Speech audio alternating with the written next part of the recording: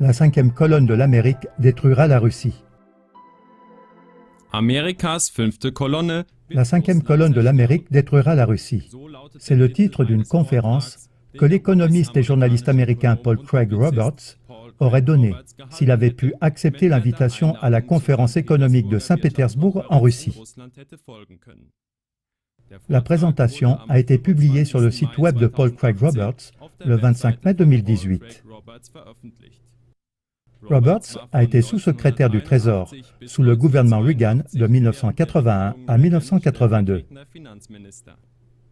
Il dit de lui-même qu'il n'est pas un anti-américain pro-russe, mais qu'il est contre la guerre, surtout contre la guerre nucléaire.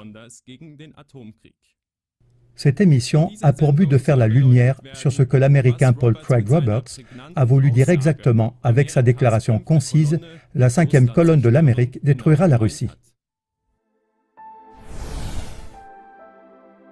Premièrement, cinquième colonne de l'Amérique.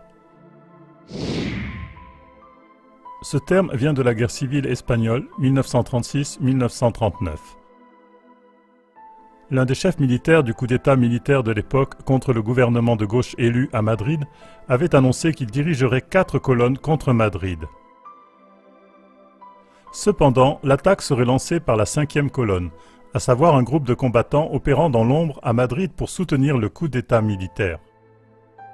Par cinquième colonne, Paul Craig Roberts veut dire que la Russie est détruite de l'intérieur du pays, par la science économique néolibérale influencée par les États-Unis et non de l'extérieur par la guerre.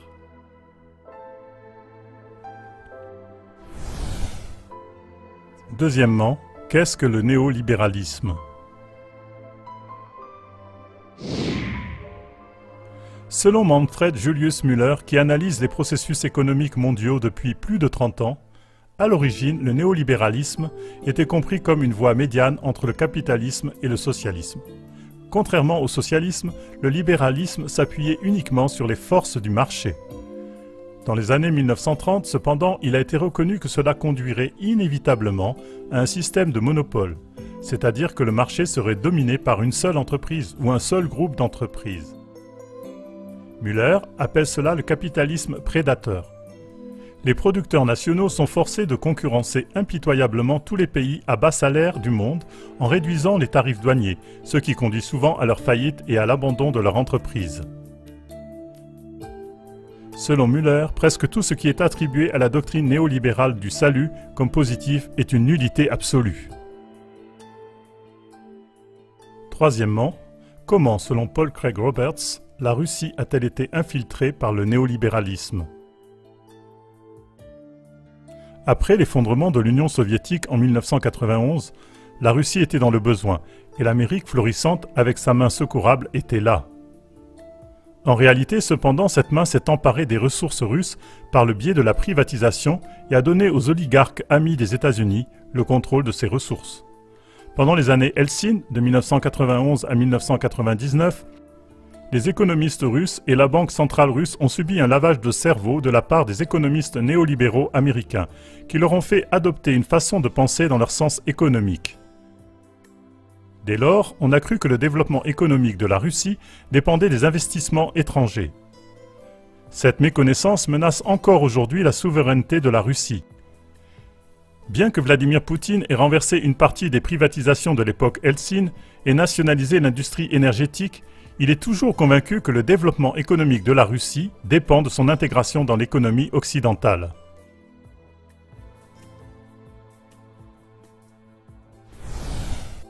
Quatrièmement, quelles conséquences le néolibéralisme aura-t-il pour la Russie ? Poutine se bat pour l'intégration de la Russie dans le système économique occidental tout en maintenant la souveraineté de la Russie. Cela l'a incité à accepter les provocations et les humiliations de l'Occident, faute de quoi il aurait dû abandonner ses espoirs pour le développement économique de la Russie. Cependant, selon Craig, les stratèges américains n'accepteraient l'intégration de la Russie dans le système occidental que si Poutine relançait la privatisation de l'ère Helsinki. Les institutions financières occidentales priveraient la Russie de ses actifs tout en l'endettant. Le manque de détermination de Poutine favorise une escalade de provocations jusqu'à ce que la seule option de la Russie soit la reddition ou la guerre. Paul Craig Roberts termine sa conférence avec la conviction que l'économie néolibérale, qui contrôle les intérêts financiers russes, le gouvernement russe et apparemment Poutine lui-même, détruira la Russie sans guerre.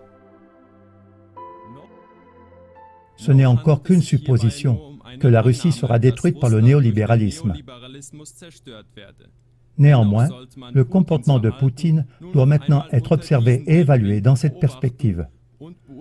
Va-t-il continuer à miser sur une collaboration avec le système économique occidental et ainsi laisser le néolibéralisme l'abattre, ou osera-t-il rompre de façon décisive avec l'Occident pour enfin pouvoir survivre ?